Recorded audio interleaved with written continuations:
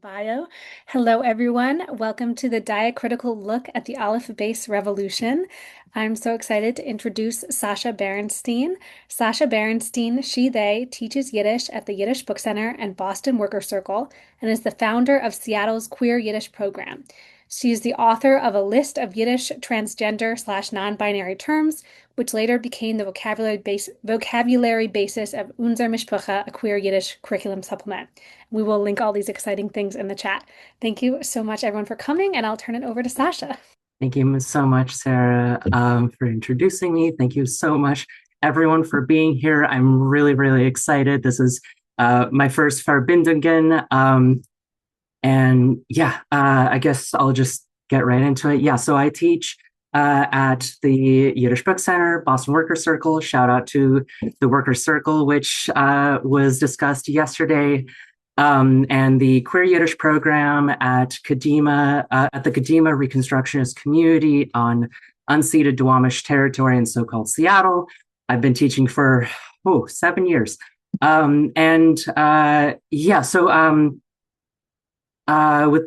the Book Center, so a lot of the work that I've done with the Book Center, I was involved in test running the incredible Inanum textbook prior to its publishing. As of Thursday, I am the recipient of the Yiddish Book Center's Yiddish Pedagogy Certificate after 2 years of Yiddish pedagogy training. I have the honor of being in a community of teachers that also teach from Inanum and are developing new lesson plans within the Inanum framework. This is also largely why much of the learning materials I'll be pulling from today are from the Inanum curriculum, simply because that's what I've taught out of pretty much exclusively, and I don't really have any intention of stopping. And going back to the Queer Yiddish program, that's also where I've been teaching the Queer Yiddish classes that some of you might know me from the Queer Yiddish classes and also from my scholarship in transgender Yiddish studies.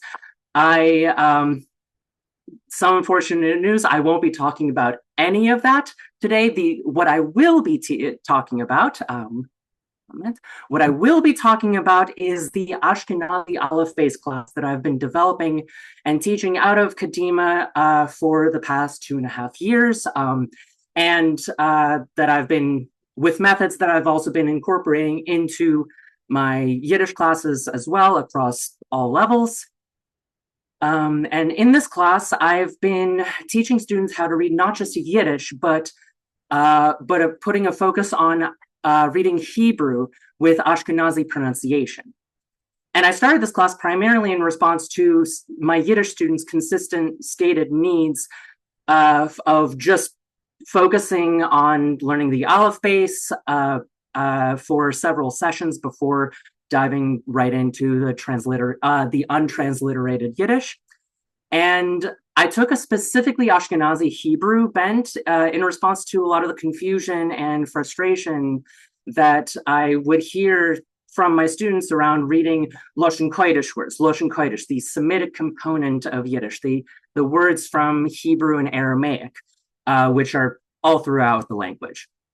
And in part to address their concerns, I found myself more and more calling on my experience of learning how to read Ashkenazi Hebrew, Hebrew with an Ashkenazi pronunciation from my own childhood. I learned how to read Hebrew when I was 6 years old in the Lubavitch Hasidic community, and the Ashkenazi way, the way that it's pronounced in Yiddish and also in English, is what I grew up on.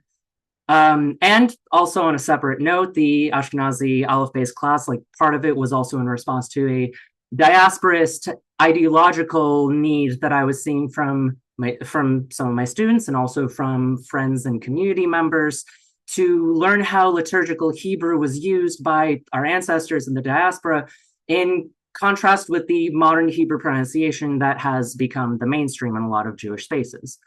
And a lot of the impetus behind developing this Ashkenazi Hebrew Alef-Beys approach that was largely informed by my Hasidic upbringing is also responding to a number of systemic issues that I've observed within in how adults Yiddish learning spaces that are Yiddishist, non-Hasidic, frame the Alef-Beys as it's used in Yiddish, including from when I started learning Yiddish back in 2007. There are ways that I think the in-Einem curriculum starts to address some of them, but in this workshop, I aim to demonstrate that those materials can be modified, and not just those materials, just other Yiddish learning materials, generally speaking, can be modified in a few very simple ways to create a more holistic approach to teaching and learning the Alef-Beys. Additionally, my longer-term goal with this workshop and future such workshops, and in particular, the interactive discussion component at the end, is to create a concise and simple set of Alef-Beys materials that are easy to use both by teachers and students alike, and to shift the framework of how loshn koydesh words are introduced in Yiddish learning materials. So, without further ado, let's get started. And I would also like to say that much of the presentation component is intended as a demo lesson. So periodically, I will ask you all questions, and I invite and encourage you to just unmute and call out the responses. In terms of questions for me, that will be I would ask that you save those till the end. There will be a discussion component, and part of that will have room for questions for me. So let's get started. Lomir onheben. So Alef-Beys. And so Alef-Beys, and we're the way that I've approached it at the very beginning, the way that it was approached when I was starting to learn, it was presented as like a modified Hebrew alphabet, which makes sense. English uses a modified Latin alphabet. It's used in different. It's like it takes the same letters, but it's used in different ways. And for a number of historical forces, reasons, the Yiddish Alef-Beys, this Alef-Beys was, the spelling was kind of simplified for Yiddish words, for non-Semitic Yiddish words. Simplified and made kind of more accessible and more phonetic.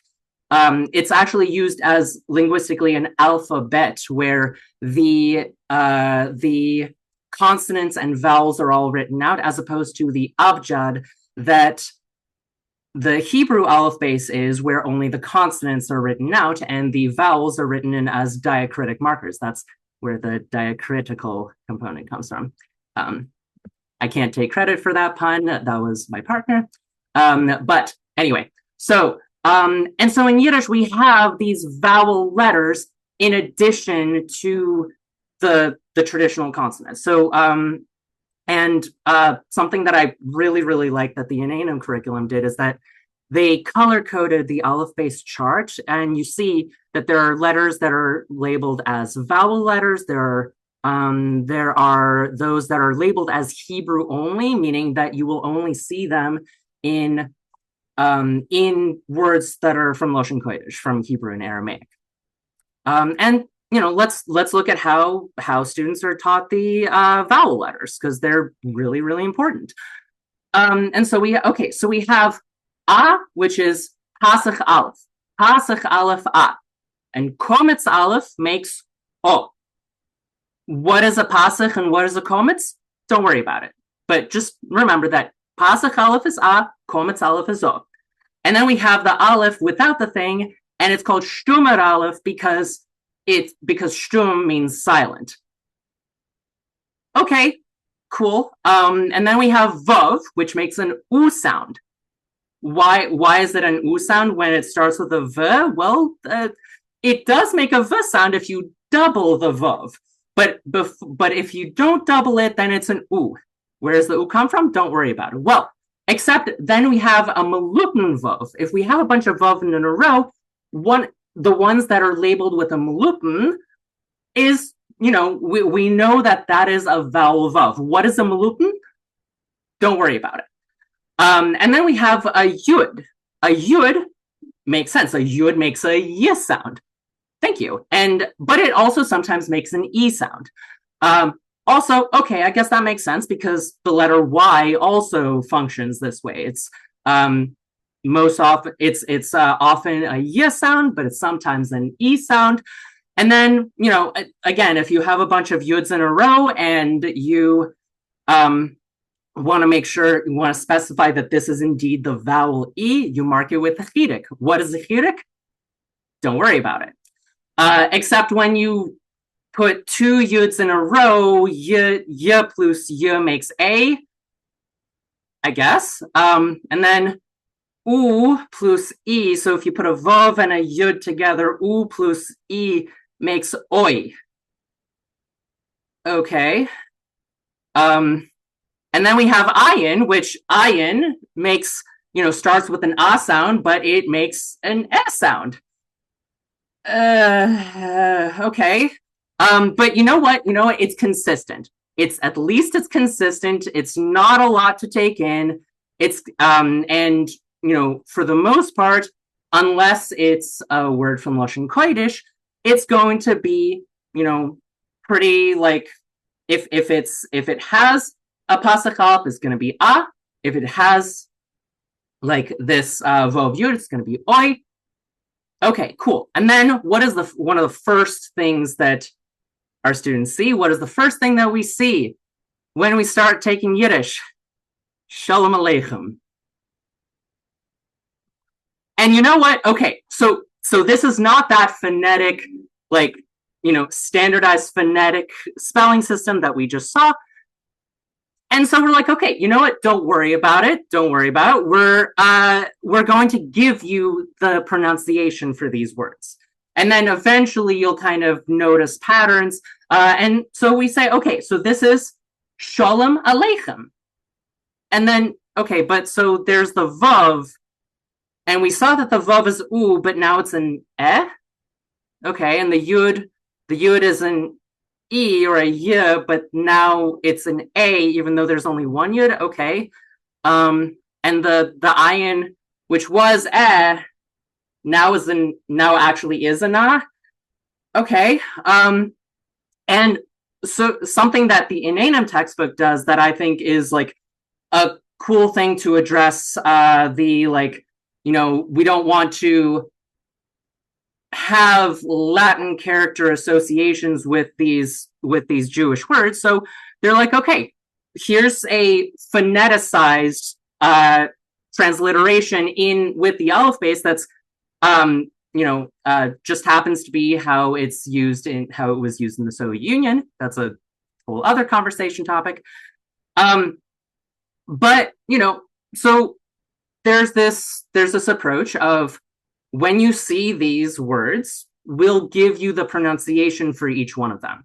And okay, so the student is maybe the student's like, okay, I can roll with it, or maybe like some of the students I've had, they're like, okay, this is confusing, kind of stressful, but at least there's not going to be too many of these like in the first, in the beginner class, right? Well, we have Avram, Dugme, Dire. This is, by the way, just in the first chapter of the Enanum textbook. Dire, Chaver, Iber Chazeren. And by the way, it makes complete sense that this is in the first chapter of the textbook. I think it's good that these words are in the beginning sections. But also with this approach, it creates some stress. It can create some stress and confusion, and this association of, okay, if I see these words, I'm gonna my anxiety is gonna rise a little bit. And then in chapter 2 we have Rochel, Chana, Meir, Rivka, Shloimele, Moshe, Dvoira, Leah, Sora, Yoel, Aria, Leib, which, by the way, all of these are names that we encourage our students to take on. Like there's an active encouragement for our students to take on Yiddish names. Many of them are from Hebrew and retain their historic Hebrew spelling. And then we have words that are completely household words, like avada, of course, Shabbos, one of the days of the week. It's okay. Okay, nishkosha. Um, you know, so we have this approach that these words are, non-phonetic. They don't follow the simple rules that we laid out. And this is something that like absolutely hit me like a ton of bricks when just a few months ago, when I realized, oh, so when we have these words, and arguably the most Jewish words in our language, and we teach our students with the approach at first that when you see these words, we will give you a transliteration, we will give you or a phoneticization, or ask us and we'll tell you what it is, or look in the dictionary. Whatever approach you take, we still are teaching the students that when they see these most Jewish words in our language, that the first reaction they should have is to look away.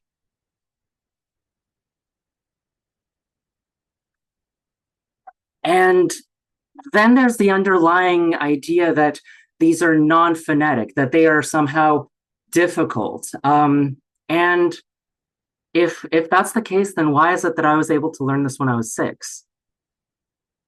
And like an entire community of Hasidim, like also learned it in childhood. And, I don't know for sure, but I imagine that people like Mendel and Moshe Sforim, Sholem Aleichem, Yudla Peretz, Avram Rezen, etc., I imagine that's how they learned it as well. And so how is it? How did I learn Alef-Beys? How do Hasidic kids learn Alef-Beys? Well, this is the Alef-Beys chart that I grew up with. And you have the oisius, the Alef-Beys letters that you learn with a variety of I've heard like 3, 4, 5 different melodies for this. The one that's my favorite is actually, I sound like a broken record, but from the Inanum curriculum. And part of why I love it so much is because they actually took a Hasidic nigun and applied it and used that as the melody for it. I don't know if y'all are familiar with Moshe Emes, but they use that and it scans pretty well. Like Alef-Beys space Gimel Daled Hey Vav Zayin Chestes Yud Alef-Beys space Gimel Daled. It's great, and it includes aspects from Hasidic culture that I grew up with. But then what do we have over there? Under here we have, and let me get the laser pointer for ease. So these are the nekudes. These are the diacritics. And some of them we already know, like komets and pasach. We've already seen komets and pasach. Komets aleph is o. Pasach aleph is a. We've seen this. The mlupn vov is u, and the chirek, when we put a chirek under the yud, it's e, and that's because these are what we use to. These are what we use to write in the vowels and the diphthongs, and the way that I learned them. And if you have a Hebrew background, if you went to Hebrew school, or if you learned like Israeli Hebrew, you know the nekud, from the nekudes, but you learn the nekudot of kamatz is a, patach is a, sere is e, etc., etc. But I learned it as komets is o, pasach is a, seire is a. And by the way, if you hear the name of a nekuda, you can tell what its sound is because it's in the first syllable of the name. Komets is o, seire is a. Also, a fun mnemonic that I came up with is if you take your two fingers, nehmt die zwei Finger and macht das seire, and sagt a. Um, and notice choylom is oy. And choylom can be with just a dot, like over the word, or it can be as a vav with a dot above it. Both of them are choylom. And we'll see that in a second. Actually, we'll see that right now because again, a few months ago, I was trying to find more materials to use for my Ashkenazi Alef-Beys class, and I found a piece of treasure. I found a video that was made by some Chabadniks that present the nekudes, that teach the nekudes as a song, also with a Hasidic melody, a Hasidic nigun. And it happens to be Keliato, my absolute favorite nigun from childhood. It hits me right in the childhood, and I am about to share it with y'all. And as with any song that uses a Hasidic nigun, I will demonstrate the nigun first, and I really strongly encourage and welcome all of you to sing it with me. Please stay muted because Zoom cannot handle singing together. And gonna turn on original sound so that the sound doesn't cut out. Moment.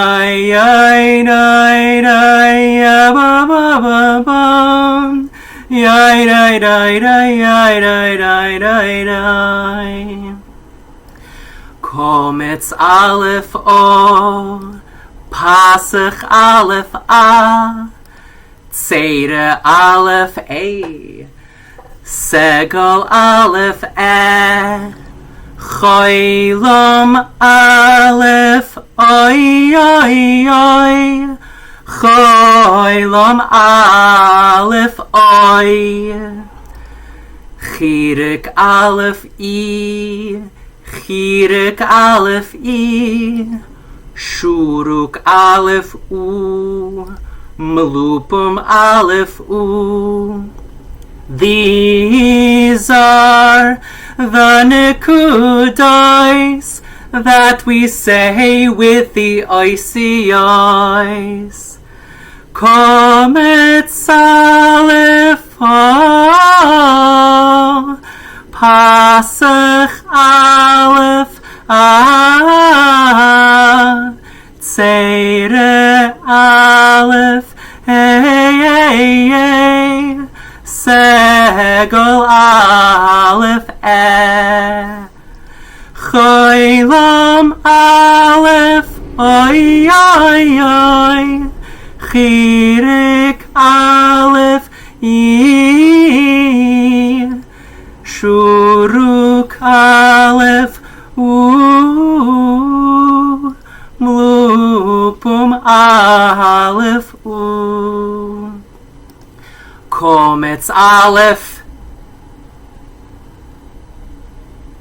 Anstimmt sich. Oh. Komm jetzt. Oh.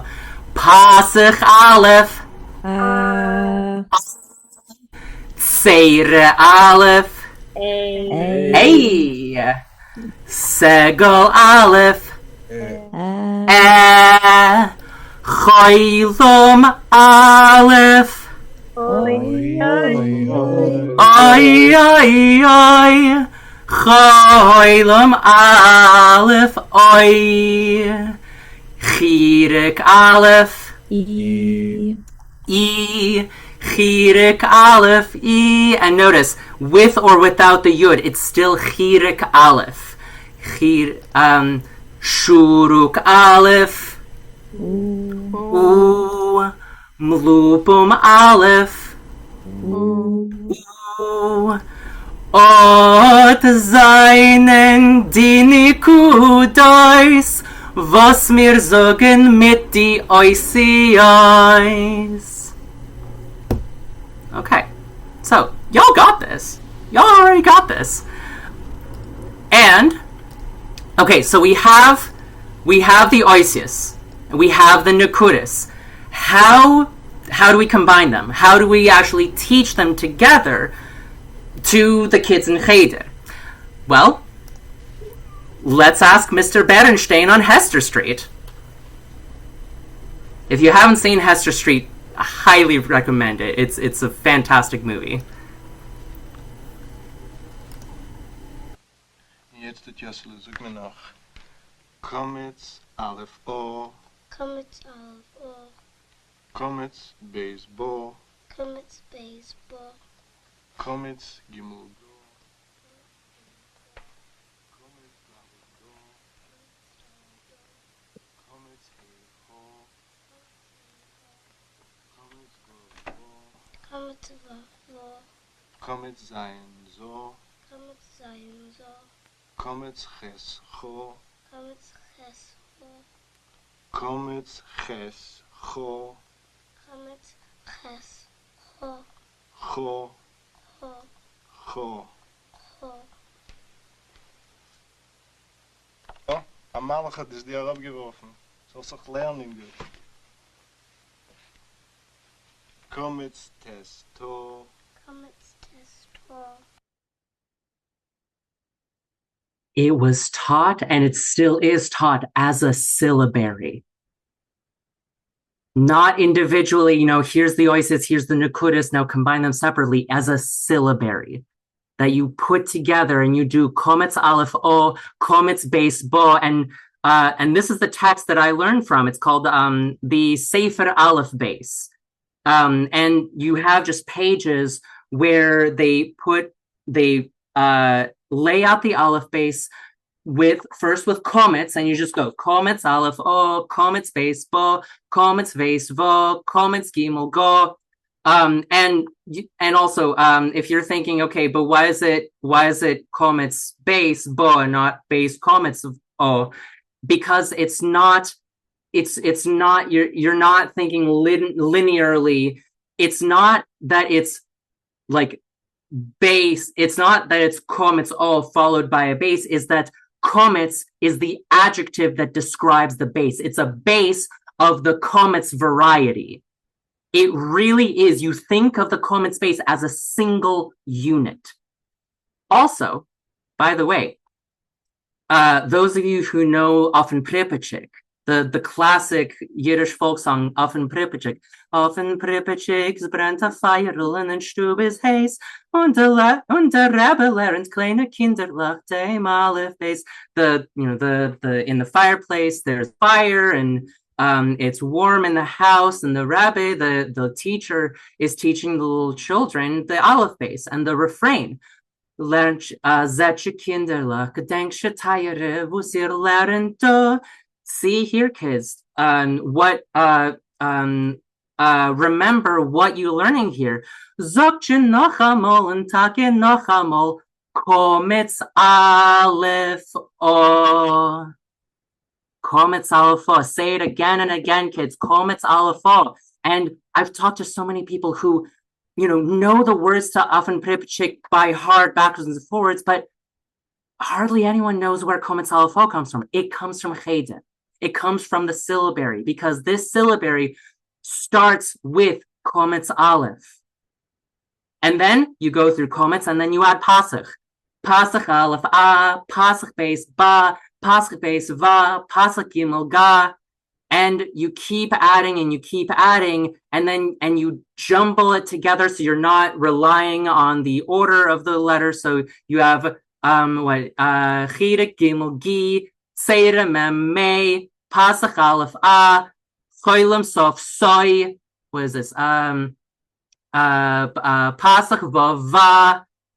And note, it's this vav by itself. The vav is a v sound. And the ayin over here, we have mulupum ayin is u. Just like if it was mulupum aleph u, it's mulupum ayin u, because ayin, historically aleph and ayin had distinct consonant sounds, but as it evolved in Ashkenaz, it in Central and Eastern Europe, it became a silent letter, just like the aleph. And so, okay, so this is all great, but what this has anything to do with Yiddish? Well, this is where I would like to solicit the help of Professor David Katz's Ashkenazi Hebrew manual. Phenomenal text. Absolutely take a look through it. It makes so much of Ashkenazi Hebrew and the Semitic component of Yiddish makes so much more sense.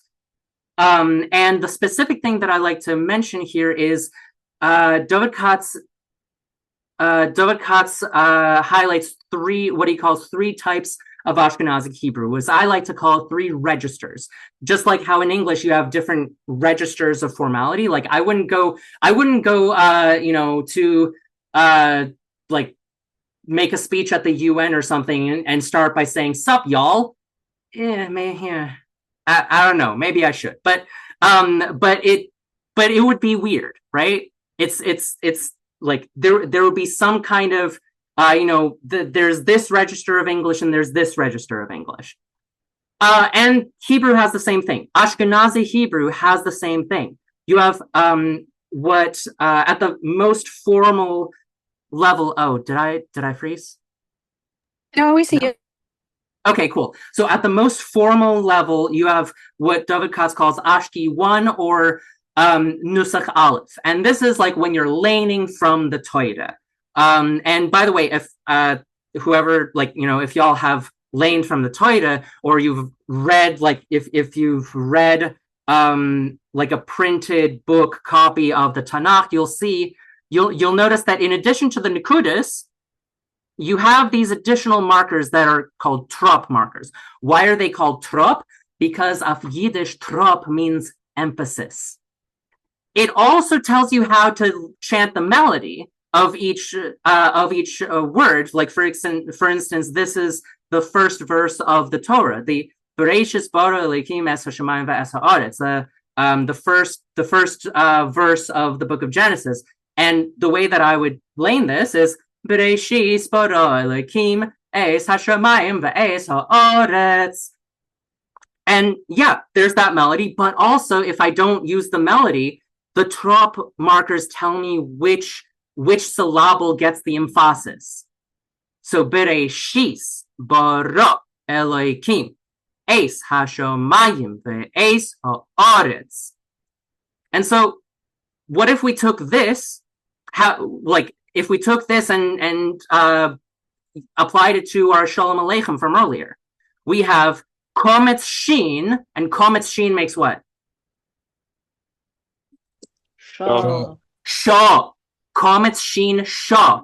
What about this? Choilam lamed. Choilam lamed. Choilam aleph oi. Choilam lamed.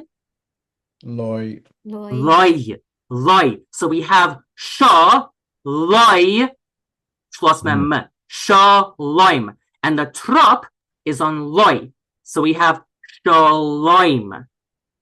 And then we have pasach ayin, which is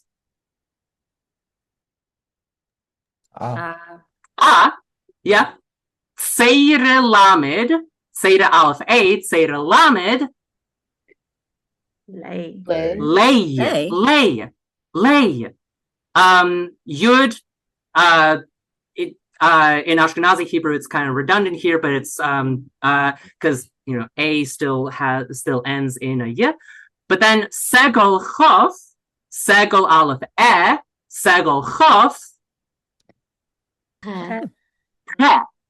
So we have shalom, and the trop is on peh. So shalom aleichem. Shalom aleichem. And then what about loshn koydesh? What we call the holy tongue, the Semitic component of Yiddish, the words from Hebrew and Aramaic. We have same deal. We have kometz lamed, which is lo. And then choilam aleph oi, choilam lamed loy, choilam shin, Shoy. shoy. And then nun, loshn.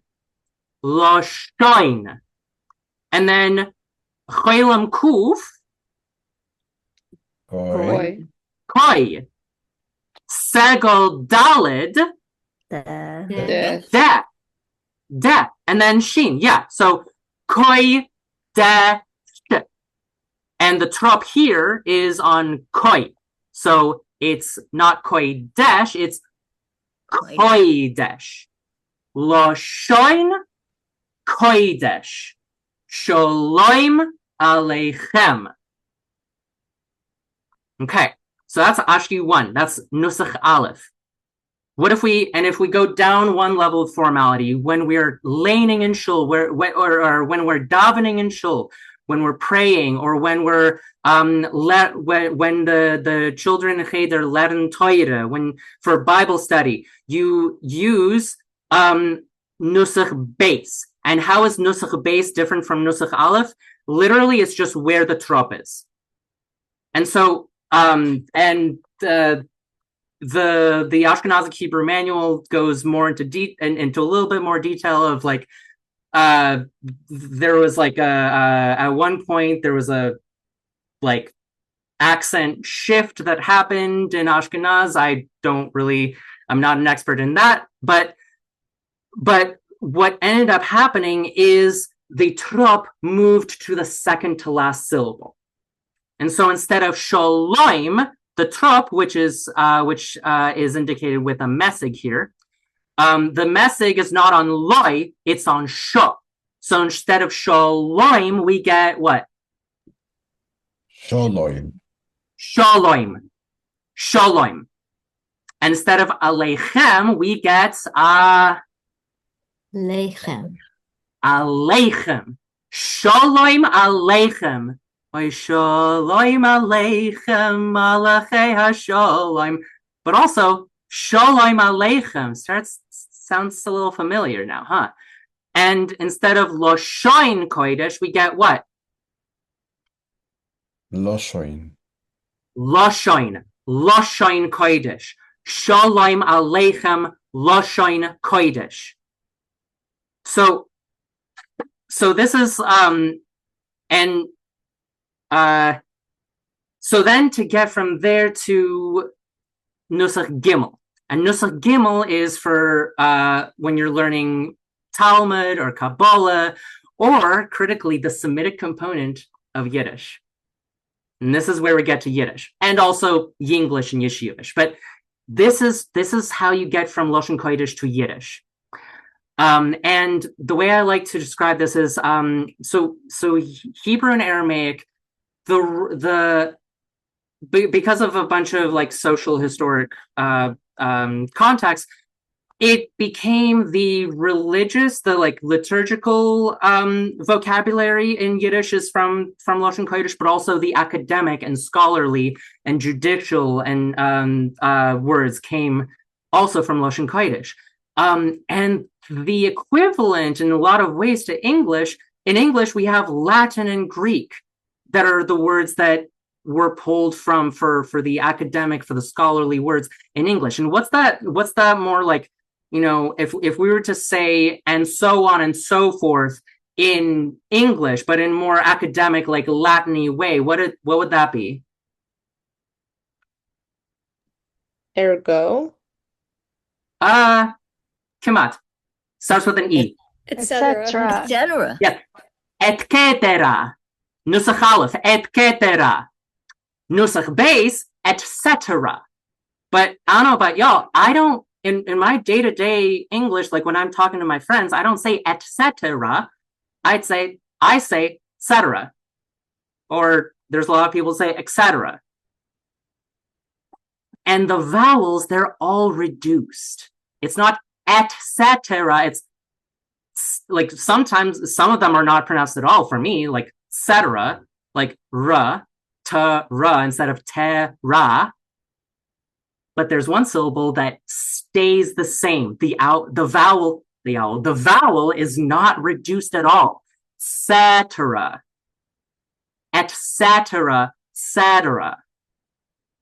And if we do the exact same thing between Nusach Beis and Nusach Gimel, if we take that shalom aleichem, if we take that shalom, we keep the accented syllable the same, shah, but the loy becomes reduced, like basically a schwa.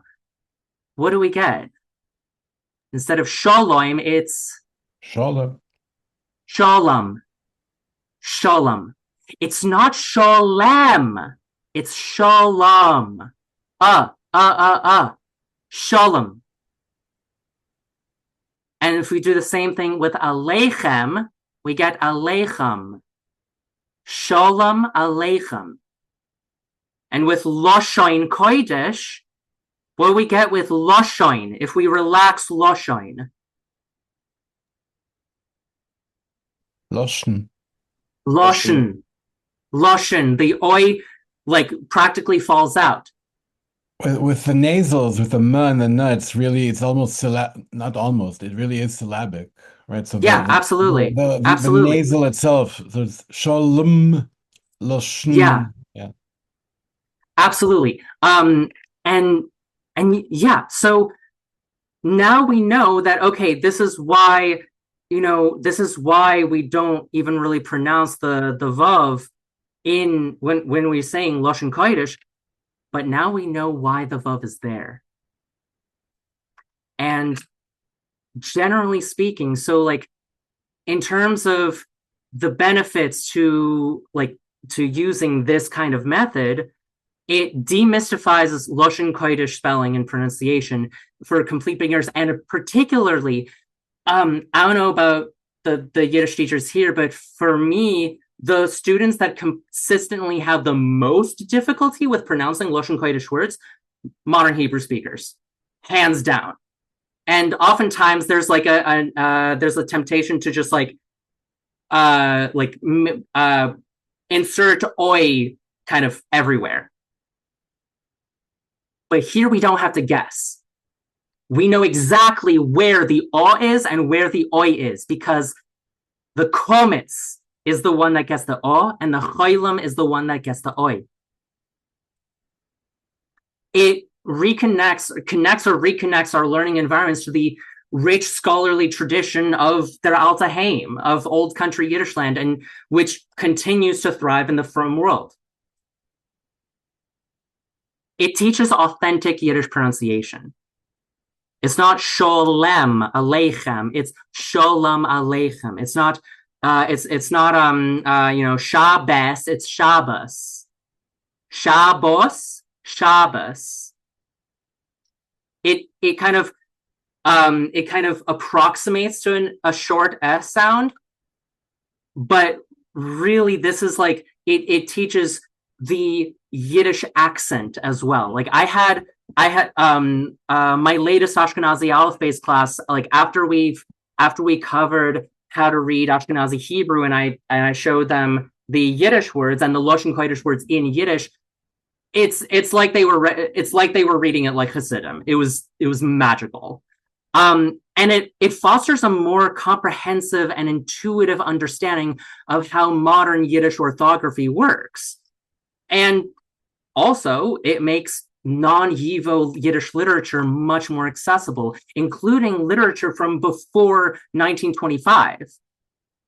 And in terms of the intuitive understanding and holistic understanding of how modern Yiddish orthography works, if we have, vav, if we have this baseline understanding that vav makes the v sound, which makes sense because it's right there in the name, vav. And then we have the nekudes, mlupim and choilim, and we just, without going too much into the history, we explain, so with this sort of simpler, more accessible way of spelling the non-Hebrew and Aramaic, the non-loshn koydesh Yiddish words, if we were to choose one single character to make the u sound, makes sense to take the mlupim and just take the dot off eventually. At first, they weren't taking the dot off. First, they were just using the mlupim. But then if we take the mlupim and make that u, where did Yiddish develop? It developed in modern day Germany, Poland, Ukraine, Lithuania, etc. But what happens in what happens in German and Polish? If you take one u and you combine it with another u, you get a double u, which in German and Polish makes a v sound. I don't know exactly if that's the reason why it developed like this, but it makes sense to this is kind of how I imagine it would make sense. And then we have the other nekuda, oi, the choilam, oi, and this is when I saw Sophia's presentation yesterday on the Kroinikis and the was it spelled with a vav, with just a vav or a vav yud? I was royally losing. I started getting very excited because I was like, they're both oi. They're both oi. I don't know if they used to be both oi, but they're both oi now. And yeah, if we say that, to standardize this across the board, one vav is u because it's mlupim, two vavs is v, then how do we signify the, what do we do with the cholim? Just add a yud after it. And if we look at, for example, Avram Reisen's short story, Der Schmeckt Tabak, you see so many of these nekudas written out. In dem kleinem shtetl. What's this? We have two yuds, and what's that underneath the two yuds? A tseire. It's a tseire. And what's this under the ayin? It's the segel. Segel ayin. All of the ayins here that are marked with its segel. Eventually they took off the segel because look, there's all these segels and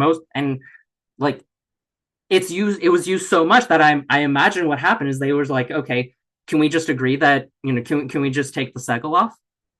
And then also we have, the word ruble over here, which is marked with a mlupim.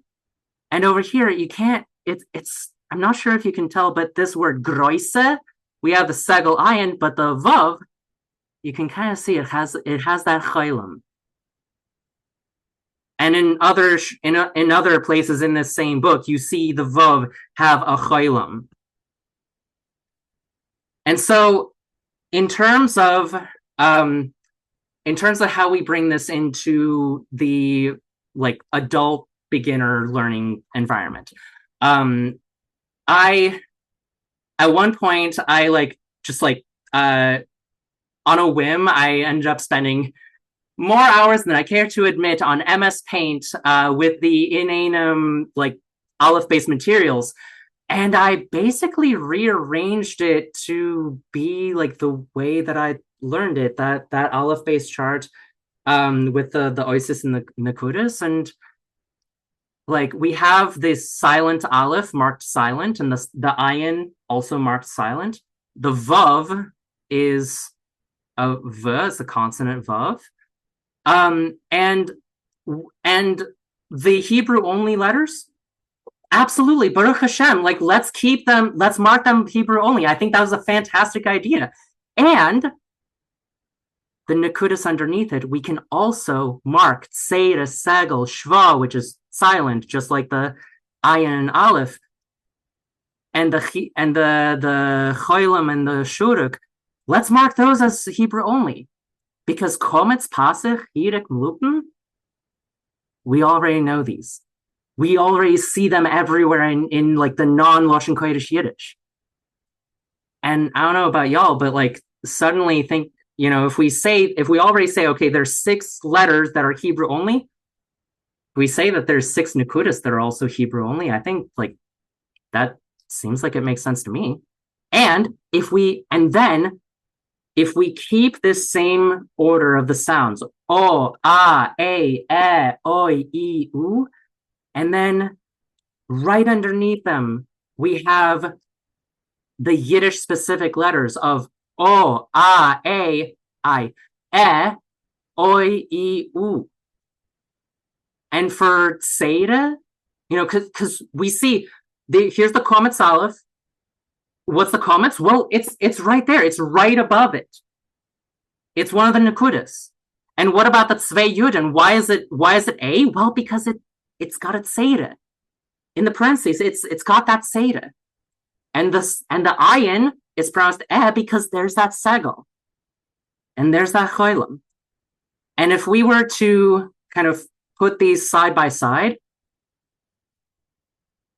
I had pretty overwhelming response from my students that like arranging the Alef-Beys like this, kind of separating out the vowel letters and the nekudes and kind of having them in these distinct categories is a lot more like visually more organized. So, and then, and I just would like to note that this is all still kind of in the testing phase. I would ask not to redistribute these quite yet. But then if we take that same approach and just like, and I'm not saying, no, I want to make it clear. I'm not saying that we should spell all loshn koydesh words with all the nekudes all the time. Chas v'cholila. But the first 1 or 2 times that we introduce it, let's write the nekudes. Just like, with Hasidic kinder, like with, in my childhood, you would write out the nekudes at first, and then eventually you would take off the training wheels. And eventually you don't even have to, like, once you are used to this system enough, you won't even need the nekudes at all. You'll just be able to look at the loshn koydesh word and guess it because your brain will fill in the nekudes. And so if we do that same approach, we saw Shalom Aleichem, Shalom Aleichem, Shalom Aleichem. Sound it out. Say it in loshn koydesh. Say it in Yiddish. Avram. Dugma. Dira. And this is just this last week in an advanced beginner class, I had 2 students who were named named Rachel and Sarah, and the look on their faces when I showed them this and they were actually able to like parse out the way their name is spelled, it's like it was magic. Rochel, Chane. And with some of these words, like this word, like avada, for example, I had to do some sleuthing on OCR, on the on the Yiddish Book Center's like OCR searching tool, and I noticed that this is how it was spelled. Sometimes it was one vav, sometimes it was 2, but this is how it was spelled, which makes sense to me because I remember seeing, don't remember what movie it was, but an old Yiddish movie where I heard them say not avade, but avade. Because it's spelled avadai. It connects us with our institutional memory. Shabbos. This already explains, why is it that some people say Shabbat and some people say Shabbos? Because nishkasha. Zaimir moichel. So, yeah.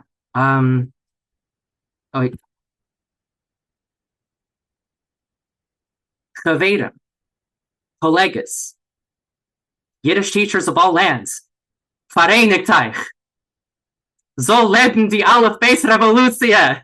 We have nothing to lose but our nekudes.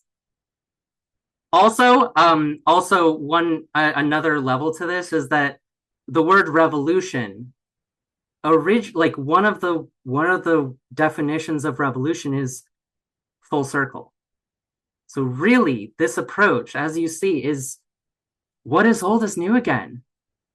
Let's not reinvent the wheel.